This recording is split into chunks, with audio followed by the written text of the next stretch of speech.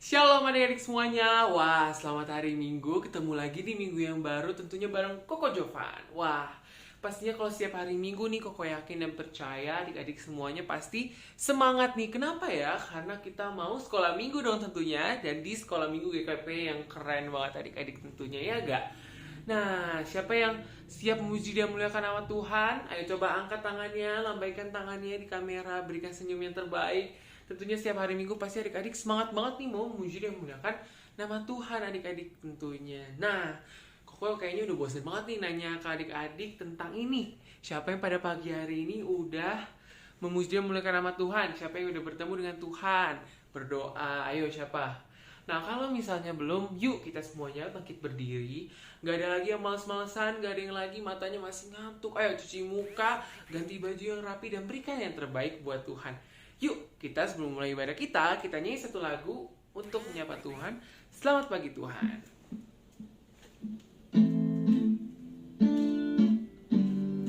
Yuk, boleh pakai gerakan. Selamat pagi Tuhan, tak lupa terima kasih. Tuhan telah pelihara kami setiap hari. Matahari bersinar, burung-burung bernyanyi, bertambah cintanya. Sekali lagi dari awal. Selamat pagi Tuhan, tak lupa terima kasih. Tuhan telah pelihara kami setiap hari. Matahari bersinar, burung-burung bernyanyi, bertambah cintanya. Matahari bersinar, burung-burung bernyanyi, bertambah cintanya. Yuk adik-adik semuanya, siapkan hati kita yang terbaik. Kita mau berdoa untuk mulai ibadah kita. Yuk bersatu di dalam doa, lipat tangannya, tutup matanya. Selamat pagi Tuhan Yesus. Terima kasih kalau kami boleh beribadah pada pagi hari ini. Sebentar kami mau memulai ibadah kami. Tuhan pimpin dari awal, pertengahan, hingga akhirnya. Sehingga ibadah kami boleh berkenan di hati Tuhan. Kami telah berdoa dan mengucap syukur. Semua yang percaya katakan amin. Wah adik-adik, coba Koko mau tes dulu semangatnya mana. Kita bangkit berdiri, kita mau Laskar Kristus. Ayo ingat, kalau Koko tanya Laskar Kristus, langsung jawabnya yes, yes, yes. Seperti biasa, kayak Koko gak perlu ngulang lagi. Ayo kita bangkit berdiri, coba Koko tes ya sekali lagi. Laskar Kristus, yes, yes, yes. Wah adik-adik semangat banget nih. Tentunya kalau kita misalnya seperti yang Koko bilang tadi ya, kita kalau misalnya setiap hari Minggu harus berbahagia dong. Kenapa nih? Kita bisa berkumpul nih sama-sama memuji dan memuliakan nama Tuhan. Kalau gitu yuk kita nyanyi lagu Hari Ini Ku Rasa Bahagia. Boleh pakai gerakan ya. Senyumnya jangan lupa, gak ada lagi yang ngantuk-ngantuk. Yuk kita gerak supaya kita semangat untuk mendengarkan firman Tuhan nanti. Hari ini ku rasa bahagia, berkumpul bersama saudara seiman. Tuhan Yesus telah satukan kita tanpa memandang di antara kita. Bergandengan tangan, bergandengan tangan dalam kasih, dalam satu hati, berjalan dalam terang kasih Tuhan. Tunjuk kau sahabatku, kau sahabatku, kau saudaraku, tiada yang dapat memisahkan kita. Oh, tunjuk lagi, kau sahabatku, kau saudaraku, tiada yang dapat memisahkan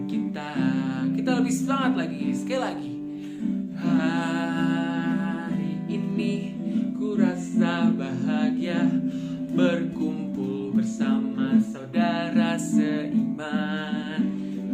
Tuhan Yesus telah satukan kita tanpa memandang di antara kita. Bergandengan tangan, bergandengan tangan dalam kasih, dalam satu hati, berjalan dalam terang kasih Tuhan. Tunjuk kau sahabatku, kau saudaraku, tiada yang dapat memisahkan kita. Oh, kau sahabatku, kau saudaraku, tiada yang dapat memisahkan kita. Yeay, wah ternyata semangat banget nih adik-adik. Tentunya masih belum lelah dong untuk memuji dan memuliakan nama Tuhan. Kalau gitu kita langsung aja nyanyi lagu Jangan Lelah. Seperti lagunya, kita gak boleh lelah untuk memperkerjakan pekerjaan Tuhan. Kita harus memuji dan memuliakan nama Tuhan terus. Yuk, jangan lelah, jangan lelah bekerja di ladangnya Tuhan. Roh Kudus yang beri kekuatan, yang mengajar dan menopang. Tiada lelah bekerja bersamamu Tuhan, yang selalu mencukupkan atas segalanya. Ratakan tanah bergelombang, timbunlah tanah yang berlubang, menjadi siap dibangun, menjadi siap dibangun di atas dasar iman. Ratakan tanah bergelombang, timbunlah tanah yang berlubang, menjadi siap dibangun di atas dasar iman. Kita ulang sekali lagi, lebih semangat. Jangan lelah, jangan lelah bekerja di ladangnya Tuhan. Roh Kudus yang beri kekuatan, yang mengajar dan menopang. Tiada lelah bekerja bersamamu Tuhan, yang selalu mencukupkan atas segalanya. Ratakan tanah bergelombang, timbunlah tanah yang berlubang, menjadi siap dibangun di atas dasar iman. Ratakan tanah bergelombang, timbunlah tanah yang berlubang, menjadi siap dibangun di atas dasar iman. Yeay. Nah adik-adik, sebentar kita akan memberikan persembahan. Yuk semuanya, kaleng persembahannya dipersiapkan. Kita memberikan yang terbaik buat Tuhan. Yuk, persembahannya dilipat di tangan kanan. Yuk kita berdoa untuk persembahan kita ya. Lipat tangannya, tutup matanya. Tuhan Yesus, terima kasih Tuhan, kami sekarang ingin memberikan persembahan dan sedikit dari berkat yang Kau berikan untuk orang tua kami. Kiranya apa yang kami beri boleh menjadi dupa yang harum untuk pekerjaan tangan Tuhan di gereja kami. Terima kasih Tuhan, kami telah berdoa dan ucap syukur. Semua yang percaya katakan amin. Yuk adik-adik semuanya, sambil kita memberikan persembahan, kita nyanyi lagu Hati yang Gembira. Sambil memberikan persembahan dengan hati yang gembira adalah obat, seperti obat hati yang senang. Tapi semangat yang patah, keringkan tulang. Hati yang gembira, Tuhan senang. Kita ulang dari awal. Hati gembira adalah obat, seperti obat hati yang senang.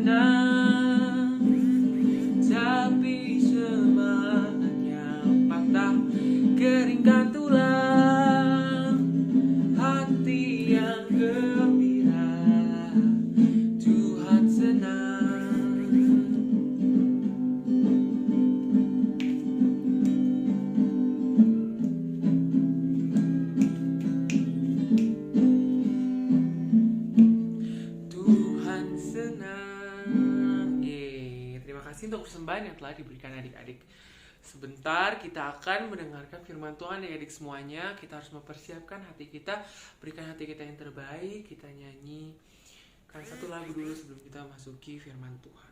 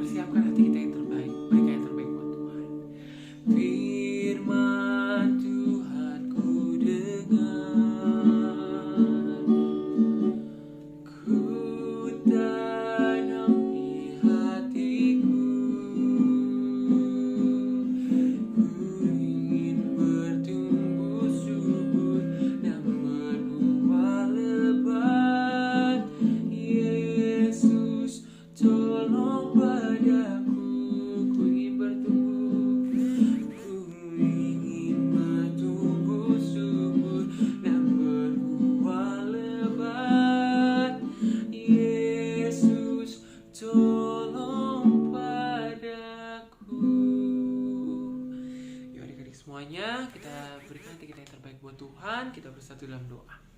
Tuhan Yesus, terima kasih kami boleh menyelesaikan ibadah kami. Sekarang tiba saatnya kami mau mendengarkan firman Tuhan. Tuhan Yesus, berbicaralah melalui guru-guru kami. Berkati hati kami supaya kami boleh mendengarkan firman Tuhan dengan baik. Hai iblis yang ingin mengganggu kami patahkan, kami usir dalam nama Tuhan Yesus. Kau tak bisa mengganggu kami lagi. Terima kasih Tuhan Yesus. Kami telah berdoa dan mengucap syukur. Semua yang percaya katakan amin. Wah adik-adik, selamat hari Minggu. Selamat mendengarkan firman Tuhan. Tuhan Yesus memberkati. Dadah. Selamat pagi adik-adik yang terkasih dalam Tuhan Yesus Kristus. Pagi hari ini Kak Rudi mau bicara atau membawakan firman Tuhan, yaitu mengenai Saul yang terpilih dan Saul yang tidak belajar dari ketidaktaatan. Bahan bacaan kita yaitu 1 Samuel 13 ayat 1 Samuel 13 sampai 1 Samuel 15. Nah, adik-adik yang terkasih dalam Tuhan Yesus Kristus, kalau diturunin Kak? Yap. Nah, di sini Saul terpilih ya. Kalau disampaikan adalah waktu Saul terpilih, perintah melakukan ketetapan dan peraturan ya. Ulangan 26 ayat 17, engkau telah menerima janji daripada Tuhan pada hari ini bahwa ia akan menjadi Allahmu dan engkau pun akan hidup menurut jalan yang ditunjukkannya dan berpegang kepada ketetapan, perintah, serta peraturannya dan mendengarkan suaranya. Ulangan 26 ayat 18, Tuhan telah menerima janji daripadamu pada hari ini bahwa engkau akan menjadi umat kesayangannya seperti yang dijanjikan kepadamu, dan bahwa engkau akan berpegang pada segala perintahnya. Jadi adik-adik yang terkasih Tuhan Yesus, Saul itu waktu dia diurapi, dia harus berpegang pada ketetapan dan peraturan Tuhan. Nah, apa efeknya dari ketetapan itu? Ulangan 26 ayat 9, ia akan mengangkat engkau di atas segala bangsa yang telah dijadikannya, ya, untuk menjadi terpuji, ternama, terhormat, maka engkau akan menjadi umat yang kudus bagi Tuhan. Allahmu seperti yang dijanjikannya. Jadi ada dampak perintah yang akan dilakukan, itu berdampak pada satu akibat. Ya, kalau adik-adik belajar IPA, ada aksi, ada reaksi, ya kan? Jadi segala sesuatu yang kita timbulkan, yang kita lakukan, itu berdampak pada satu kejadian berikutnya. Nah, selanjutnya gimana, Kak Rudi? Kak, bisa turunin, Kak? Nah, ya. 1 Samuel ayat 9-17, ketika Samuel melihat Saul, maka berfirmanlah Tuhan kepadanya, inilah orang yang kusebut kepadamu, orang ini memegang tampuk pemerintahan atas umatku. Jadi Samuel selalu mendampingi Saul setelah dia diurapi. Dan Samuel juga selalu memimpin korban bakaran. Setiap Saul berperang, selalu Samuel datang hadir. Ya, hadir mempersembahkan korban bakaran sebelum bangsa Israel maju perang. Ada efeknya adik-adik. Kata firman Tuhan, carilah dahulu kerajaan Allah dan kebenarannya, maka semuanya itu akan ditambahkan kepadamu. Dengan kata lain, bahwa kita harus mencari Allah terlebih dahulu dalam kehidupan kita, supaya Allah memberkati kita. Kak Rudi, apakah kita mencari Tuhan berarti kita selalu mendapat berkat? Tergantung situasinya. Tuhan berkata, segala sesuatu yang terjadi bersama dengan Tuhan selalu mendatangkan kebaikan. Baik itu bentuk penderitaan, baik itu merupakan kesedihan, baik itu merupakan kesusahan sekalipun, asal bersama dengan Tuhan Yesus, ya sekali lagi, itu akan mengajar dan mendidik kita untuk mengenal kepada Allah, yaitu Tuhan Yesus Kristus. Jadi kita diajar dan dididik. Dalam apa, Kak Rudi? Dalam ketaatan iman kita, dalam pengharapan kita kepada Allah. Jadi untuk mengenal Allah, kita diajar dan dididik. Sampai kapan, Kak Rudi, diajar dan dididik? Sampai kapan? Sampai kita pulang bertemu dengan Bapa kita di surga.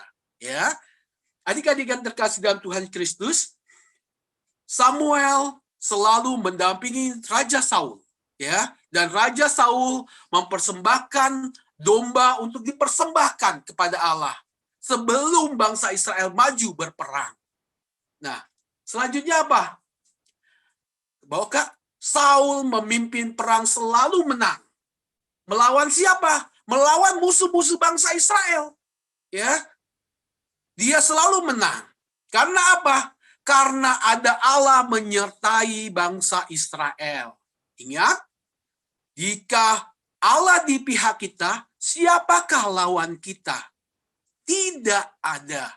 Dengan kata lain, apapun ya yang kita hadapi, undang Yesus hadir dalam hidup kalian. Ya, di dalam setiap masalah. Kak Rudi, kalau lagi senang, saya undang. Kalau lagi sedih, gimana saya ngundang Tuhan Yesus? Undang dia. Dia akan menghibur kalian. Kak Rudi, kalau bapak saya sakit, undang Yesus untuk beri kesembuhan bagi orang tua kalian. Karena segala sesuatu mendatangkan kebaikan bagi setiap orang yang percaya kepadanya. Begitu juga Raja Saul selalu memimpin perang, selalu menang karena dia didampingi oleh siapa? Samuel. Ya. Siapa? Samuel, ya. Didampingi sebelum perang, mereka mempersembahkan ya, korban bakaran bagi Allah, ya. Selanjutnya apa, Kak Rudi? Inilah yang merupakan ketidaktaatan Saul. 1 Samuel 13 ayat 1-9. Saul tidak berhak memimpin korban bakaran. Ya, di sini ada Saul. Karena apa? Penyebabnya 13 ayat 5. Adapun orang Filistin telah berkumpul untuk berperang melawan orang Israel dengan 3.000 kereta.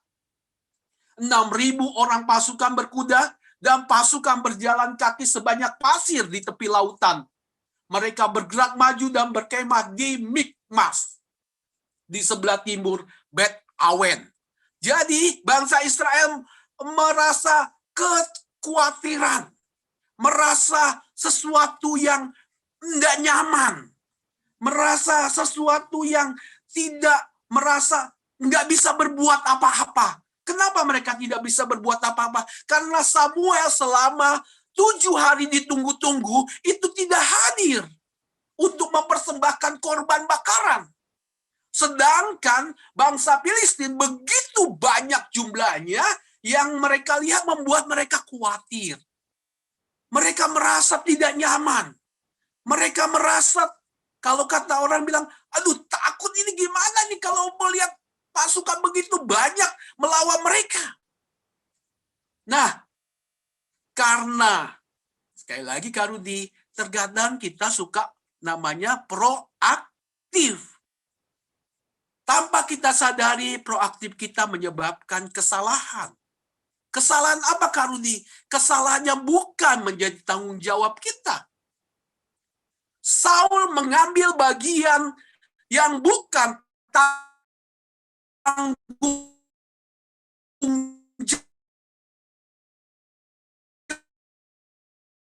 jawab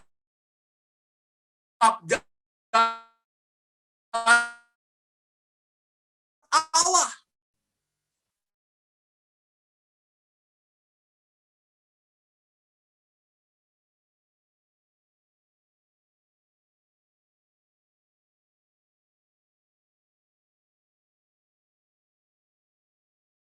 Saya Allah sudah menyetujuinya.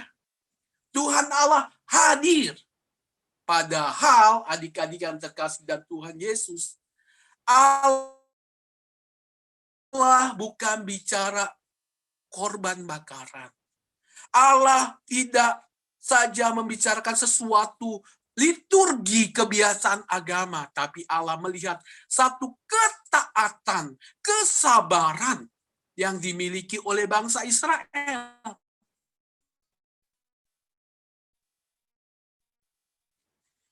Adik-adik yang terkasih dalam Tuhan Yesus Kristus, tidak lama kemudian Samuel datang dan melihat bahwa korban bakaran telah selesai dilaksanakan.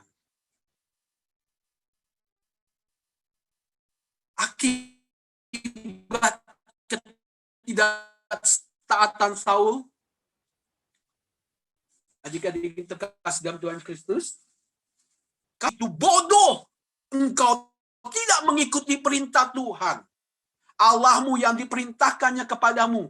Sebab sedianya Tuhan mengokohkan kerajaan atas orang Israel untuk selama-lamanya. Ayat 14. Tetapi sekarang kerajaanmu tidak akan tetap. Tuhan telah memilih seorang yang berkenan di hatinya. Dan Tuhan telah menunjuk dia menjadi raja atas umatnya. Karena engkau tidak mengikuti apa yang diperintahkan Tuhan kepadamu. Akibat ketidaktaatan Raja Saul membuat dia digantikan oleh orang lain. Dipersiapkan oleh orang lain untuk menggantikan Raja Saul. Adik-adik kasih dalam Tuhan Kristus. Oleh sebab itu kita diajarkan untuk taat. Untuk selalu bersandar. Selalu berharap. Karena ada 3 hal yang kalian harus ingat dalam hidup ini. Yang akan tidak pernah hilang sampai kita akan dipanggil Tuhan Yesus. 1, iman yang percaya kepada Tuhan Yesus. Ya, iman. Pengharapan. Selalu berharap kepada Tuhan Yesus Kristus dalam hidup kita. Dan yang 3 adalah kasih. Kasih yang kita miliki selalu yang mengenal kepada Allah. Bukan karena kesombongan kita mengasihi orang. Bukan karena kemegahan dan kekayaan kita mengasihi orang. No. Tidak, bukan itu. Kasih yang mengenal Allah. Kasih yang memberikan apa yang perintah Allah inginkan. Bukan karena keegoan kita. Tapi perintah Allah. Maka Saul berkata, bodoh kau Saul. Melakukan ketidaktaatan. Ya. Selanjutnya, Kak. Ya. Nah, apakah setelah mereka mengorbankan Saul tidak taat, bangsa Israel hancur? Enggak. Ya, bangsa Israel terpecah jadi 3 gelombang. Ke area 1, ke area 2, ke area 3. Dan bangsa Filistin melihat sesuatu yang janggal di mana bangsa Israel kok terpecah-pecah. Bukankah itu akan merugikan mereka dalam berperang? Tapi kembali lagi, Allah punya cara, Allah punya kehendak. Mereka, bangsa Filistin, berpikir yang macam-macam. Tetapi bagi orang yang percaya kepada Allah dengan keyakinannya, pasti Tuhan punya rencana. Yonatan, ya, bangsa Filistin melihat dari bawah, melihat, waduh, ada Yonatan, ada itu bangsa Israel keluar dari persembunyiannya, dari gorong-gorongnya. Ayo, naik ke atas, kalau kalian berani. Bangsa Filistin seperti itu. Apakah bangsa Israel takut? Tidak. Apakah Yonatan salah satu melanggar perintah Allah yang dilakukan oleh Raja Saul? Tidak juga. Yonatan adalah anak dari Raja Saul. Tetapi Yonatan juga dia adalah sahabat dari Raja Daud. Dia juga punya keyakinan yang percaya kepada Allah. Dia punya taktik dan strateginya sendiri. Dia maju tanpa memberitahukan kepada Raja Saul. Dia maju perang. Apa yang terjadi? Kemenangan yang diterima oleh Yonatan. Nah, adik-adik terkasih dalam Tuhan Kristus, bangsa Israel tetap memenangkan dalam peperangan ini. Tetapi ketidaktaatan tetap harus dibayar. Ya, harus dibayar. Nah, adik-adik terkasih dalam Tuhan Kristus, selanjutnya apa? Samuel datang ke kemah. Samuel memerintahkan Raja Saul, yaitu 1 Samuel 15, berkatalah Samuel kepada Saul, aku telah diutus Tuhan untuk mengurapi engkau menjadi raja atas Israel umatnya. Oleh sebab itu, dengarkan bunyi firman Tuhan. Beginilah firman Tuhan semesta alam. Aku akan membalas apa yang dilakukan orang Amalek kepada orang Israel. Karena orang Amalek menghalang-halangi mereka ketika orang Israel pergi dari Mesir. Ya, jadi dia halang-halangi orang-orang Amalek mau pergi dari Mesir. Jadi pergilah sekarang, kalahkanlah orang Amalek. Tumpahlah segala yang ada padanya. Jangan ada belas kasihan padanya. Bunuh semua laki-laki maupun perempuan, kanak-kanak maupun anak-anak, yang menyusu lembu maupun domba ataupun keledai. Dengan kata lain, orang Amalek, bangsa Amalek, habis. Ya, terbunuh oleh bangsa Israel. Itu perintah Tuhan. Kenapa orang Amalek itu harus dibunuh? Orang Amalek mungkin melakukan banyak kesalahan, tidak berkenan di hadapan Allah, dan harus dihabiskan, harus dimusnahkan. Sehingga Samuel memerintahkan Raja Saul. Perintahnya membunuh kan? Habis semua, nggak ada tersisa. Apa yang terjadi? Saul mentaati, pergi berperang melawan Amalek. Turun Kak? Nah, 1 Samuel 15:4, lalu Saul memanggil rakyat berkumpul dan memeriksa barisan mereka di Telaim. Ada 200.000 orang pasukan berjalan kaki dan 10.000 orang Yehuda. Mereka bertempur, berperang, melawan bangsa Amalek. Mereka berperang mentaati perintah yang diperintahkan Samuel. Tapi apa yang terjadi adik-adik? Rupanya ketidaktaatan Saul tidak berhenti sampai saat mengorbankan korban bakaran. Selanjutnya Kak ke bawah. Saul melakukan ketidaktaatan kembali. Apa? Tetapi Saul, rakyat itu menyelamatkan Agag. Agag adalah raja orang Amalek. Dan kambing domba dan lembu-lembu yang terbaik. Dan tambun pula anak domba segala yang berharga. Tidak mereka tumpas semuanya. Tetapi segala hewan yang tidak berharga, yang buruk, itulah yang ditumpas mereka. Jadi yang baik-baik diambil nih oleh bangsa Israel. Untuk sebagai korban bakaran. Maksudnya baik. Tetapi dia sudah melanggar perintah. Tidak taat. Perintahnya apa? Menghabiskan semuanya. Tidak ada yang dibawa rampasan.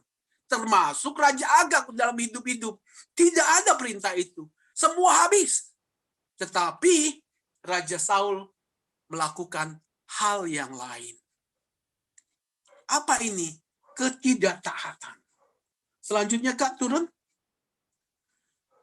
Lalu datanglah firman Tuhan kepada Samuel. Samuel 15 ayat 11. Aku menyesal karena aku telah menjadikan Saul raja.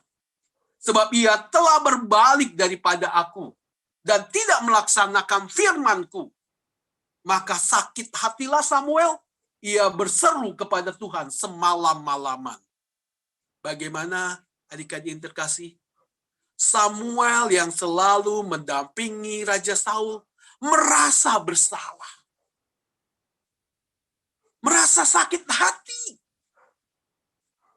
Kenapa sakit hati? Karena kenapa Saul yang diperintahkan oleh Samuel tidak dengar-dengaran, tidak patuh, tidak taat.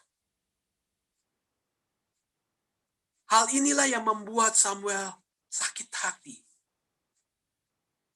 Dia berseru kepada Tuhan semalam-malaman dengan harapan apa? Dengan harapan sesuatu yang terjadi lain. Tapi adik-adik, Samuel tetap melakukan perintah Allah. Selanjutnya ke bawah. Nah, Samuel menuntaskan sendiri terhadap Agag. Apa tadi perintahnya? Membunuh semua bangsa orang Amalek. Hanya satu yang belum terbunuh, yaitu Raja Agag. Akhirnya, Samuel sendiri yang harus membunuh Raja Agag. Tapi sebelum dia membunuh, dia berkata, lalu Samuel bangun pagi-pagi untuk bertemu dengan Saul. Tetapi diberitahukan kepada Samuel, demikian Saul telah ke Karmel tadi dan telah didirikan baginya suatu tenda peringatan. Kemudian ia balik dan mengambil jurusan ke Gilgal. Tuhan menyuruh engkau pergi dengan pesan. Pergi, tumpaslah orang-orang berdosa itu. Ya, jadi orang-orang Amalek adalah orang-orang yang berdosa. Yaitu orang Amalek, berperanglah melawan mereka. Sampai engkau membinasakan mereka. Mengapa engkau tidak mendengarkan suara Tuhan? Mengapa engkau tidak mengambil jarahan dan melakukan apa yang jahat di mata Tuhan? Mengambil sesuatu yang baik, yang bagus, yang menarik bagi mata kita. Bagi diri kita di hadapan Tuhan adalah jahat. Jahat kenapa Kak Rudi? Karena kupingnya tidak dengar, hatinya tidak tertambat kepada Allah. Tidak taat. Oleh sebab itu, berdampaklah ini. Musa marah, kesal. Tetapi Samuel seperti pedangmu membuat perempuan-perempuan kehilangan anak. Demikian ibunya akan kehilangan anak di antara perempuan-perempuan. Sesudah itu Samuel mencincang Agag di hadapan Tuhan di Gilgal. Jadi siapa? Bukan Raja Saul yang membunuh. Tapi Samuel sendiri harus turun tangan membunuh Raja Agag. di hadapan Tuhan di Gilgal. Seharusnya Samuel yang biasa melakukan persembahan korban dengan ucapan syukur itu, seharusnya tangannya bersih. Seharusnya tidak melakukan hal-hal seperti pembunuhan seperti ini.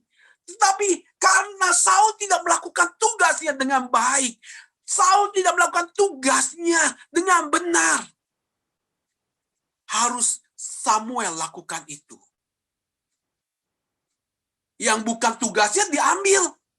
Yang seharusnya tugasnya dilakukan, nggak dilakukan. Begitu juga kita. Terkadang kita lengah, terkadang kita lupa. Kita melakukan hal-hal yang seharusnya kita tidak lakukan. Tapi kita melakukan untuk apa? Untuk menunjukkan kemampuan kita. Untuk menunjukkan siapa diri kita.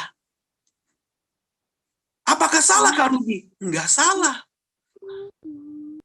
Tapi apakah Tuhan inginkan itu? Apakah Tuhan perintahkan itu? Kalau Tuhan tidak perintahkan itu, ada orang yang akan tersakiti. Ada teman yang akan terlukai akibat tindakan dan kelakuan kita tanpa kita berdoa terlebih dahulu kepada Tuhan. Tuhan, apakah saya boleh melakukan ini? Apakah saya boleh melakukan itu?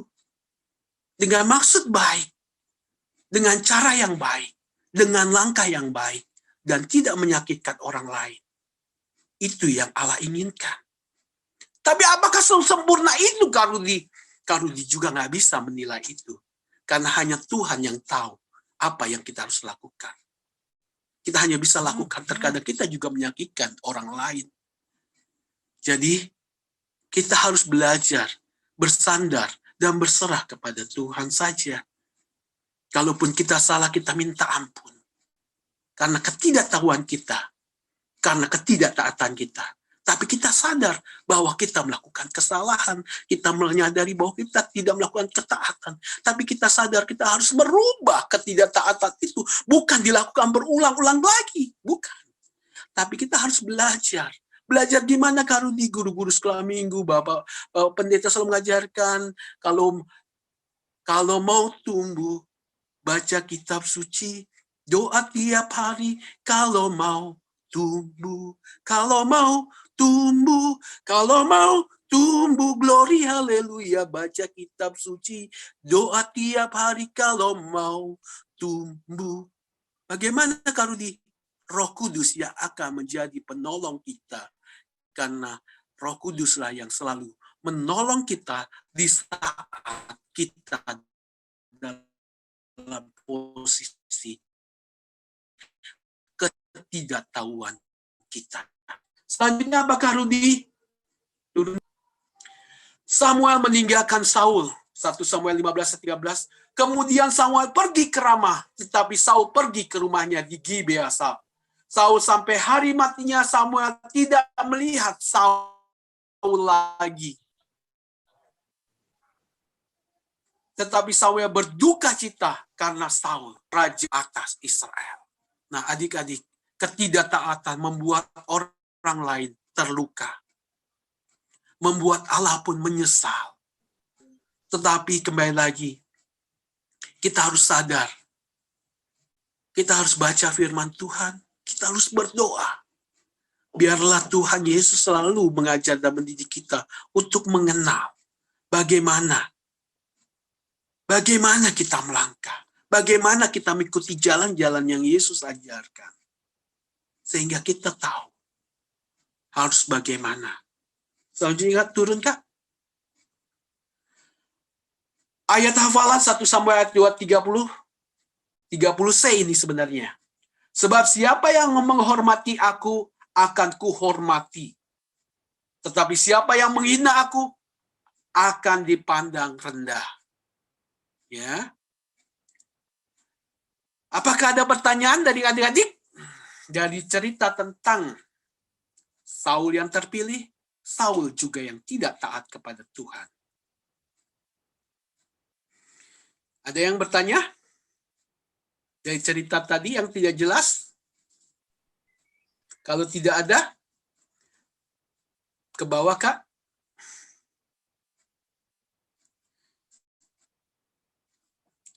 Terima kasih, Tuhan Yesus Kristus memberkati adik-adik. Selanjutnya saya serahkan ke Cipipi atau Ibu Yunika.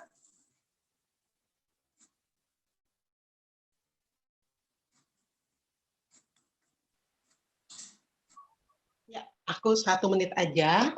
Aku sangat diberkati adik-adik sama firman Tuhan hari ini. Civivi mohon izin ya bicara sebentar. Ya, adik-adik, kemarin Tante tuh bawa firman di Komisi Wanita. Nah, di Komsel. Nah, Tante bawa tentang Saul. Kalau adik-adik mau lihat ya, Saul ini kehidupannya waktu itu kita lihat dia dipilih loh sama Tuhan ya. Tapi kalau kita lihat perjalanan hidupnya sangat menyedihkan. Kalau bahasa Inggrisnya kerennya bilangnya pathetic. Ya, udah pertama ya tadi Om Rudi bilang nggak taatnya tuh banyak banget, bahkan sampai akhir hidupnya dia manggil roh tenung nyari Samuel adik-adik. Nah yang tadi diberkati dari firman Tuhan hari ini adalah yuk anak-anak sekolah minggu kita hidup takut akan Tuhan dengan sepenuh hati kita. Saul itu dipilihnya luar biasa loh. Tuhan pilih dia emang kemarin kan kita lihat ya gimana dia itu nyari keledai dan sebagainya gitu ya. Tapi sayang ketika dia dipanggil Tuhan, dia hidupnya nggak ngikutin Tuhan sepenuh hati. Dia pakai logika dia. Itu sangat masuk akal ketika Saul misalnya dia nggak bunuh Raja Agag. Kenapa? Dia ngelihat lembunya cakep-cakep nih, udah nih. Dia simpen aja yang cakep-cakep, masa yang cakep-cakep disembelih ya buat kita lah, buat kita bisa pakai.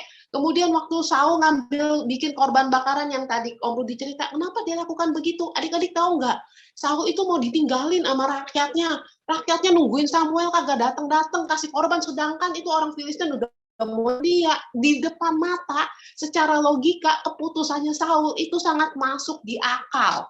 Karena orang-orang udah pada ninggalin dia adik-adik. Makanya Saul mesti ambil action. Maka dengan berani dia bikin korban, habis ketang udah pada tinggalin dia semua, mau perang, semua pada kabur ketakutan. Waduh ini mesti cepet nih, wah ketakutan kan Saul. Dia ambil tindakan yang salah. Karena dia lihat di depan mata itu sangat menakutkan adik-adik. Dan dia balik kepada egonya dia tidak cari firman Tuhan. Tentu cuma mau sampaikan, yuk kita ikutin firman Tuhan sepenuh hati kita.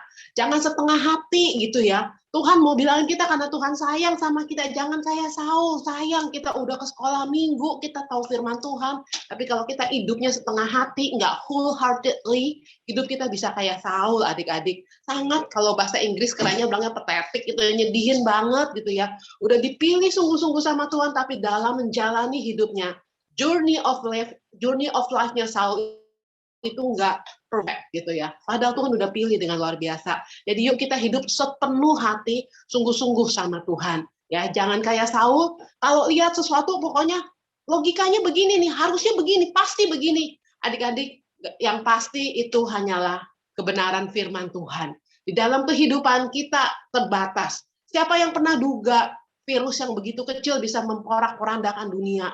Dulu orang takut sama hal-hal yang mengerikan, perang tank. Sekarang virus, siapa yang bisa lihat virus? Nggak ada ya. Tapi dia bisa membuat kehidupan kayak begitu. Mari ayo kita bersandar sama Tuhan, belajar dari hidup Saul, taat, terus sepenuh hati. Karena firman Tuhan bilang, kasihilah Tuhan Allahmu dengan wholeheartedly. Segenap hatimu, segenap pikiranmu, segenap jiwamu, segenap akal budimu. Jangan 1/4, jangan setengah, jangan 1/8, jangan 7/8. Tapi sepenuh hati kita mau belajar. Itu aja Cici Vivi, terima kasih. Oke. Terima kasih Om Rudi. Adik-adik kita udah semua ya, kita mau tutup dalam doa. Ada yang ingin didoakan? Ada yang ingin didoakan adik-adik? Ada ya? Ada, nanti Tante Rika aja yang tutup dalam doa ya Tante Rika ya. Ya, yuk kita mau berdoa. Adik-adik kita mau belajar hidup dalam takut akan Tuhan. Tante bersyukur kalian mau ibadah, kalian mau duduk, kalian mau dengerin firman. Adik-adik itu pertolongan Tuhan. Nggak mudah buat anak-anak seumur kalian bisa berkumpul dalam ibadah sekolah minggu hari ini. Hari ini kita mau sama-sama mengambil sikap hati buat adik-adik yang dengar firman Tuhan hari ini dan bilang, Tuhan saya mau hidup sepenuh hati saya. Kalian nggak usah raise your hand, bicara dalam hati kalian, Tuhan saya mau hidup taat. Terima kasih Tuhan, saya belajar nggak mau kayak Saul. Adik-adik boleh berkata-kata itu dalam hati ya. Kita mau belajar hidup taat, hidup ikut firman Tuhan sepenuh hati, supaya hidup kita berkenan kepada Tuhan. Nanti kita lihat rentetan berikutnya ya tentang Saul. Kita lihat the differences between Saul sama Daud ya. Nanti kita lihat. Yuk, kita mau bersatu dalam doa. Tuhan Yesus, terima kasih buat kebaikan-Mu. Terima kasih buat firman-Mu. Terima kasih buat Om Rudi, Civivi, adik-adik semua yang ada di tempat ini. Tuhan yang memberkati kami, firman-Mu memerdekakan, firman-Mu menolong kami dalam kehidupan ini, firman-Mu pelita dalam kehidupan kami. Terima kasih Bapak, berkati semua adik-adik yang ada di dalam ruang Zoom ini, berkati juga Om Rudi yang sudah menyampaikan firman, dan Civivi yang menjadi host. Terima kasih Bapak, di dalam nama Tuhan Yesus kami berdoa, amin.